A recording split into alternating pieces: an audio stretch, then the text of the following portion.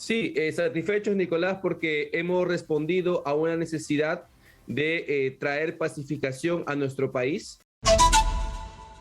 Estamos conectados ahora vía Zoom con Alejandro Muñante, congresista de Renovación Popular. Congresista, muy buenos días. Buenos días, Nicolás. ¿Qué tal? ¿Están ustedes satisfechos de lo que ha pasado el día de ayer? Es decir, han logrado que no solo Renovación Popular y Fuerza Popular voten a favor de la insistencia, sino que lo haga también Alianza para el Progreso, Acción Popular y Podemos. Sí, satisfechos, Nicolás, porque hemos respondido a una necesidad de traer pacificación a nuestro país. Hemos regulado una situación que se estaba desnaturalizando hasta el día de hoy. Lo hemos evidenciado con el caso del señor Vizcarra, lo hemos evidenciado ahora último con el caso del señor Premier, y le hemos vuelto, o del ex Premier, el señor Bellido, quien amenazó al Congreso con interponer cuestión de confianza para la permanencia de un ministro tan cuestionado como el señor Maraví, y lo hemos evidenciado también el día de ayer en el debate, cuando en medio de esta aprobación, en medio de este debate, la bancada oficialista pedía cuestión de confianza para frenar este proyecto de ley. Entonces nos dimos cuenta, y la población se dio cuenta, de que efectivamente la cuestión de confianza se estaba desnaturalizando para plantearla sobre cualquier cosa, ¿no? Hemos delimitado esta competencia del Poder Ejecutivo, le hemos hecho caso al tribunal cuando dijo en su fundamento 199 de la sentencia 006-2019 que el Ejecutivo no puede, a través de una cuestión de confianza, arrogarse competencias que no le corresponden. Afirmar lo contrario sería decir que el Ejecutivo sí podría entrometerse en funciones exclusivas y excluyentes del Congreso, cosa que todos deberíamos rechazar. Claro, pero el Tribunal Constitucional también en el 2018 ha dicho que no se puede limitar la cuestión de confianza. Es decir, eso no, el tema es que lo que han hecho ayer es modificar la Constitución por un atajo, digamos, ¿no? Porque hasta el día de ayer, por ejemplo, ante la censura a un ministro se podía plantear el voto de confianza. O el mismo día de ayer, hasta el día de ayer, antes de la votación, Mirta Vázquez pudo plantear cuestión de confianza porque la Constitución se lo permitía. La Constitución del 93, la Constitución de Alberto Fujimori. O sea, esa Constitución permitía hacer lo que ayer no ha hecho, por ejemplo, Mirta Vázquez, que hubiera podido hacerlo tranquilamente, ilegal y constitucionalmente. Es decir, hago cuestión de confianza por esta votación. No lo hizo. Sí, usted dice algo bien cierto, podía hacerlo. Y es que la Constitución en esa parte no esclarecía, ¿no?, sobre qué materias, aparte de la investidura obligatoria, ¿no?, a los 30 días de haber juramentado el gabinete, en qué otras circunstancias también podían presentar la cuestión de confianza. Y efectivamente, en el año 2018 el Tribunal Constitucional dio un amplio margen a la aplicación de esta cuestión de confianza, pero sí señaló de que era para todo cuanto su gestión requiriera, ¿no es cierto? Luego vino la disolución del Congreso. ¿Por qué? Porque el señor Vizcarra entendió de que obviamente si podía presentarla sobre cualquier cosa, también podía presentarla sobre la elección de los magistrados del Tribunal Constitucional. ¿Y qué pasó? Se hizo una demanda competencial y el tribunal dejó cerrado otro candado que dijo efectivamente el Ejecutivo puede presentar cuestión de confianza, pero no puede, a través de esta cuestión de confianza, arrogarse competencias que no le corresponden. Y Nicolás, todos podemos leer el artículo 206 de la Constitución y allí claramente dice que las reformas constitucionales son de competencia del Congreso. Claro, pero la interrogante es esta, ¿no? Es decir, ¿cuál es la razón por discutir esto de manera tan apresurada y sin hacer uso precisamente de los mecanismos que establece el artículo 206 de la Constitución para modificarla? Es decir, porque yo he llamado la atención desde temprano sobre esto. Resulta una paradoja que hoy quien defienda los procedimientos de la Constitución del 93 sean quienes quieren cambiarla a través de una asamblea constituyente y quienes no están cumpliendo los procedimientos que establece y están urgidos de cambiar la Constitución con una ley son quienes dicen defenderla. O sea, esto es un mundo de locos, ya nadie entiende lo que pasa acá. O sea, ¿por qué no organizar, como proponía Aníbal Torres Vázquez? Hay que cambiar la cuestión de confianza, pero también hay que cambiar los términos en que está planteada la vacancia presidencial, porque el concepto de permanente incapacidad moral no está claro y tiene que ser delimitado, y sobre eso incluso ya se ha discutido en anteriores oportunidades. ¿Por qué no hacer una discusión conforme lo establece el artículo 206 de la Constitución, para modificar estos dos temas. ¿Por qué no hacerlo de esa manera, con mayorías absolutas del Congreso, si esto fuera posible? Porque para este tipo de modificaciones lo ideal sería tener la votación de todos los congresistas, que esto sea incluso unánime. Efectivamente, Nicolás. Mira, yo quiero resaltar una cosa. Esta ley no se ha dado de manera express. Este proyecto de ley, o estos proyectos de ley que nacen casi de 4 proyectos, fueron presentados del 5 a 12 de agosto de este año. El 31 de agosto se realizó el primer debate, se realizó los debates y se realizó el primer predictamen. Hasta el 16 de septiembre de 2021 es que se debatió esto en el Pleno. Luego se envió la autógrafa y regresó. Es decir, el 19 de octubre ya estábamos debatiendo el tema del debate de la insistencia.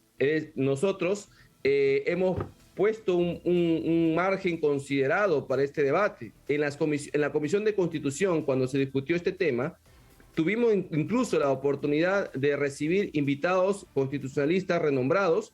Algunos, en su gran mayoría, opinaron a favor y otros opinaron en contra. Eso fortaleció el debate, nutrió el debate, de tal manera que conllevó a la posición que finalmente los congresistas tomaron, tanto en la Comisión de Constitución como en el Pleno del Congreso. Ahora, nosotros no nos estamos cerrando a la posibilidad de discutir sobre la vacancia moral. Eso ha sido ya materia de 2 proyectos de ley. Y fíjese que aquellos que critican de que esto ha sido una reforma de la Constitución, ¿no?, en la letra, son los mismos que han presentado un proyecto de ley de desarrollo constitucional, igual como el que hemos aprobado ayer, para regular la vacancia moral. Entonces yo no sé de dónde viene esa contradicción en la crítica.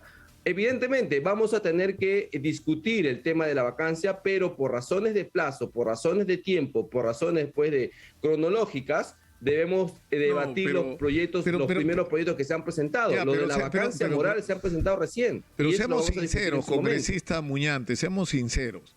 O sea, la razón por la que esto se ha puesto, con la urgencia con la que se ha puesto en discusión, porque podemos pasarnos discutiendo todo el día si es una modificación constitucional, lo que es real es que lo que hasta ayer podía hacer el Ejecutivo amparado en la Constitución del 93, hoy día ya no lo puede hacer. Y eso solo puede ocurrir porque cambió la Constitución. Y eso es lo que ustedes han hecho el día de ayer. Ahora, ¿la razón cuál es? La razón es que hasta el día de ayer ustedes no podían vacar al presidente porque no tienen 87 votos. Pero el presidente sí podía cerrar el Congreso utilizando el mecanismo de las 2 cuestiones de confianza denegadas. Y había que quitarle al presidente esa posibilidad. Es decir, se están tomando decisiones de trascendencia histórica, porque estamos hablando de la Constitución, en base a la circunstancia política, a lo inmediato, a las urgencias. O sea, eso no está bien.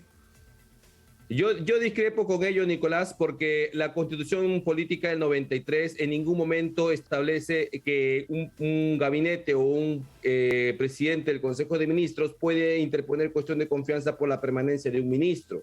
Eso ha salido justamente de la irregularidad, eso ha salido del mal uso de los planteamientos de cuestión de confianza, que justamente este Congreso ha tenido el deber de delimitar para que no se siga desnaturalizando este proyecto. El presidente o el Ejecutivo puede seguir presentando cuestión de confianza para todo aquello que su gestión requiera. No puede ahora, con esta ley aprobada, simplemente presentar cuestión de confianza sobre reformas constitucionales o sobre competencias exclusivas de otros órganos autónomos. Afirmar que eso está mal, estaríamos diciendo entonces que el Ejecutivo tiene un poder omnímodo, que puede entrometerse cuando quiere en las funciones de otros órganos del Estado, y eso no sería balance de poderes, eso sería dictadura. Y nosotros tenemos que rechazar todo tipo de acto arbitrario y tenemos que velar por un verdadero principio y balance de poderes. Eso es lo que hemos hecho el día de ayer en el Congreso. Exitosa. Claro, pero eso es una reforma constitucional, pues, congresista. Eso es un cambio. Lo que pasa, Nicolás, que el artículo 133, las normas procedimentales no se establecen en la Constitución, sino tendríamos una Constitución de 5 o 12 tomos. No. Esto es una norma procedimental que debió haber sido desarrollada en una ley aparte. Esto es práctica legislativa. No necesariamente, porque el artículo 133 dice: el presidente del Consejo de Ministros puede plantear ante el Congreso una cuestión de confianza a nombre del Consejo. Si la confianza le es rehusada o si es censurado o si renuncia o es removido por el presidente de la República, se produce la crisis total del gabinete. Y luego de esto viene claro, pero que cuando son dos... Esa norma entonces, se desarrolla en la ley orgánica del Poder Ejecutivo. O sea, no es que allí acaba. Hay un procedimiento que está regulado tanto en el artículo 86 del reglamento del Congreso como en la propia ley orgánica del Poder Ejecutivo. Es decir, lo procedimental siempre se reserva para leyes especiales, leyes orgánicas o leyes de desarrollo constitucional. Y lo que hemos aprobado ayer precisamente es una ley procedimental que nos dice y nos delimita cuáles son los usos de la cuestión de eficacia o cuáles son los límites de la cuestión de confianza. Pero si había esa urgencia, ¿por qué no se plantea en relación a la vacancia también? Porque bueno, vamos a debatir, ¿cómo se traduce Nicolás, eso de permanencia? Pero por eso le digo, ¿por qué era tan urgente lo de la cuestión de confianza y no era urgente lo de la vacancia? No entiendo. Por la razón Nicolás, que yo le he explicado, porque el presidente podía recurrir a la cuestión de confianza para cerrar el Congreso, punto, nada más, y ustedes no podían vacarlo porque no tienen 87 votos, que es lo que algunos quisieran. O sea, bueno, Nicolás, es la cruda realidad. Eso, finalmente en el Consejo no hay consenso para vacar al presidente en estos momentos. Bueno, ustedes sí están de acuerdo, ¿no es cierto? Es lo que dice por lo menos el líder de su partido. Nosotros en la bancada lo que hemos dicho de que la vacancia presidencial es un mecanismo en la última lista de nuestro ejercicio de control político. No es que estemos buscando la vacancia, lo que estamos buscando aquí es equilibrar los poderes. Hasta el día de ayer no había un verdadero balance de poderes. Tal es así que el presidente de la República, como usted bien lo ha afirmado, podía presentar cuestión de confianza sobre cualquier cosa. En cambio, si el Congreso solamente se atrevía a censurar a un ministro, ya podía ser disuelto, porque si ya había negado una confianza anterior, frente a una censura podía enfrentarse a una disolución. Entonces, el control político del Congreso hacia el Ejecutivo ha estado limitado. En cambio, el ejercicio del Ejecutivo sobre el Congreso siempre ha sido ilimitado. Había un desbalance de poderes y eso es lo que nosotros hemos tenido que corregir el día de ayer. Pero lo que es cierto es que si tuvieran 87 votos ya hubieran planteado la vacancia de Pedro Castillo, se lo aseguro. Si tuvieran 87 votos ya lo hubieran hecho. Ahora, ¿qué piensan ustedes o qué piensa usted, congresista, de lo que ha revelado el portal El Foco de la existencia de un grupo de empresarios que se reúnen fondos, contratan periodistas y medios, por lo que ha contado la propia experiencia de la gente del Foco, para promover la vacancia presidencial? Bueno, Nicolás, los empresarios tienen derecho a contratar a quienes quieran. Lo que tienen aquí que responder frente a sus votos o frente a sus actos son los congresistas, porque ellos son los que deciden este tema, no son los periodistas, no son los empresarios. Ellos tienen el derecho de expresarse y de opinar lo que quieran. Aquí lo que tiene que verse es lo que los congresistas decidan o lo que los congresistas planteen. Y lo cierto es que hasta este momento no hay ninguna moción de vacancia presidencial presentada ante el Congreso. Bueno, porque lo que dice, lo que ha revelado el Foco, vamos a hablar de eso más adelante, precisamente con la periodista que es autora de la nota, de que va a haber un paro de transportistas el día 8 de noviembre y que la preocupación era que era muy tarde, el 8 de noviembre querían que el paro fuera antes y que reúnen fondos para apoyar un paro de transportistas. O sea, ¿por qué un grupo de empresarios tiene que apoyar un paro de transportistas que está concebido como parte de una operación política para desestabilizar al gobierno y crear el clima favorable a la vacancia? Es decir, no es eso lo que se supone se quiere en este momento, de restablecer la confianza, el equilibrio, que los inversionistas miren con otros ojos al Perú, que el dólar no siga subiendo. Es decir, están conspirando precisamente para que ocurra lo contrario. ¿No? Claro, toda conspiración en contra de nuestra estabilidad política debe ser rechazada inmediatamente, ¿no? No desconozco las razones de ese paro, seguramente tendrán sus justificaciones si es que se da. Pero de igual forma, Nicolás, recordar que siempre grupos de izquierda radical han estado detrás de paro para desestabilizar al país con fines políticos. Eso tampoco lo podemos negar. Es decir, existe de ambos lados, definitivamente. Lo que nosotros tenemos que llamar la atención es que en momentos donde el país necesita reactivarse, no pueden darse este tipo de sucesos, y menos si es que ocurre casos de violencia que definitivamente tenemos que rechazarla, venga de donde venga. Ahora, ¿qué va a pasar con el proyecto de ley? Lo que ha dicho Aníbal Torres Vázquez es que el Ejecutivo lo que va a plantear es una cuestión de inconstitucionalidad sobre lo que ustedes han aprobado el día de ayer, y tiene la confianza en que el Tribunal Constitucional le va a dar la razón, pero a la vez hay un proyecto del Ejecutivo para modificar la cuestión de confianza, pero también los procedimientos para la vacancia presidencial, pero siguiendo los protocolos establecidos en el artículo 206 de la Constitución, sobre qué camino hay que seguir para cambiar la Constitución. Efectivamente, y yo creo que es importante que el Ejecutivo plantee esta demanda. Yo sí, bueno, saludo esa iniciativa porque definitivamente esto va a zanjar ya este tema. El Ejecutivo puede presentar la demanda de inconstitucionalidad, tiene todo el derecho de hacerlo. Exitosa. Y bueno, será el tribunal quien después nos diga si efectivamente nosotros los congresistas cometimos o no un error. Sería importante en todo caso saber eso, ya que el Tribunal Constitucional no es un ente consultivo, es un ente deliberativo, jurisdiccional, que solamente se va a pronunciar cuando existan demandas que en materia constitucional. Ahora, con respecto al proyecto que mencionas, Nicolás, yo tengo que decir claramente en tu programa de que este proyecto de ley que ha presentado el día de ayer la señora Mirta Vázquez ha falseado el acuerdo nacional, porque se dice de que este proyecto nace justamente de la propuesta de ese acuerdo, donde se estableció en la sesión 131, en lo que respecta a reforma política, se estableció claramente la necesidad de eliminar la vacancia presidencial, sustituirla por el juicio político y eliminar la cuestión de confianza obligatoria y la cuestión de confianza facultativa. Recordemos que la obligatoria es aquella, ¿no?, que ocurre a los 30 días después de haber juramentado el gabinete, viene a pedir la investidura de confianza, y la facultativa es para todo lo demás, para proyectos de ley, para permanencia de un ministro, para lo que sea, ¿no es cierto? Entonces, lo que ellos han eliminado solamente en su proyecto de ley que han presentado el día de ayer ante el Congreso de la República solamente es la facultad o la vacancia obligatoria. Han dejado en el artículo 133 la posibilidad de presentar cuestiones de confianza sobre materias relacionadas con la política general de gobierno, cosa que el día de ayer ya hicimos, ¿no? La iniciativa legislativa ordinaria del Poder Ejecutivo y también para la permanencia de ministros de Estado. Es decir, un ministro cuestionado como el señor Marví todavía podría ser beneficiario de una cuestión de confianza. Esto no es hacer caso a lo que dice el Acuerdo Nacional. El Acuerdo Nacional claramente estableció la necesidad de eliminar la facultativa y la obligatoria, pero en su exposición de motivo de esta ley han mochado la parte donde dice facultativa y solamente han dejado obligatoria. Eso no es esto es una ley, un correcto balance de poderes. Claro, pero esto es un debate que tiene que abrirse. Igual a mí me ha llamado la atención que ni ustedes ni el gobierno hable del artículo 117, donde se establecen las causales para acusar al presidente, y que es increíble, ¿no?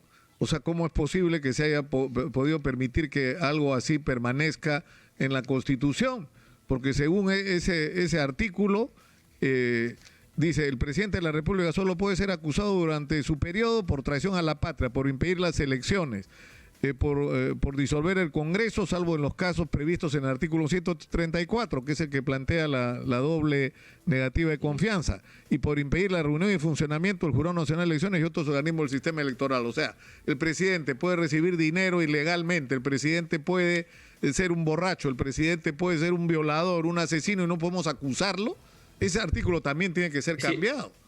Pero hay varios artículos, Nicolás, en esa parte de la Constitución que se contradicen en sí mismos, porque usted lee la parte, ¿no?, del 122, donde solamente puede ser acusado por una lista cerrada de casos. Sin embargo, en el artículo 99 de la Constitución dice que el presidente de la República, junto con otros funcionarios, pueden ser acusados ante la Comisión Permanente del Congreso. Yo no quería terminar esta entrevista haciéndole una pregunta que no tiene que ver con esto, sino con la Comisión de Justicia, que entiendo se reúne el día de hoy a las 11. Es decir, hay un hecho sobre el que hemos estado llamando la atención en las últimas semanas. A raíz de una colaboración eficaz presentada ante el fiscal Fernández Alarcón, que tiene a su cargo los cuellos blancos, se ha revelado que en el estudio del empresario Oscar Peña se produjo una reunión en la que estuvo, cuando existía, ¿no?, el Consejo Nacional de la Magistratura, Guida Aguila, Iván Noguera, un miembro de la Corte Suprema, el periodista Enrique Vidal, el congresista Rolando Reategui. Y el objeto de esa reunión era conspirar para sacar al doctor Morales Parragués, que era miembro del Consejo Nacional de la Magistratura, porque no se prestaba a sus intenciones, y poner en su reemplazo a la doctora María Zavala. El problema es que la doctora María Zavala estaba en esa reunión, como se ha acreditado por la versión de los testigos y por el reconocimiento de ella misma ante José Domingo Pérez. El problema es que el fiscal Fernández Alarcón, teniendo esta información hace prácticamente un año, no le ha abierto investigación a María Zavala. Y la señora María Zavala es miembro de la Junta Nacional de Justicia. Es decir, ella está decidiendo quién es juez y qué. Es más, ella tiene que decidir si Fernández Alarcón es fiscal supremo o no. El fiscal que debió abrir la investigación hace fácilmente un año. ¿Ustedes van a hacer algo con respecto a esto desde la Comisión de Justicia? No, definitivamente, Nicolás, creo que es importante lo que usted apunta. Es necesario aclarar ese tema porque no puede haber este tipo de contubernios, ¿no? que se están evidenciando y que están dejando una justicia muy mal parada frente al país. Hay que actuar inmediatamente y en la Comisión de Justicia vamos a ver este tema y vamos a ver también los demás temas en los cuales hasta el día de hoy pues no tenemos mayor esclarecimiento sobre estos hechos que realmente han perjudicado mucho al país. Evidentemente vamos a trabajar y tengan por seguro que vamos a actuar de manera diligente frente a este tema. Muchas gracias, congresista. Muy buenos días. A usted, Nicolás.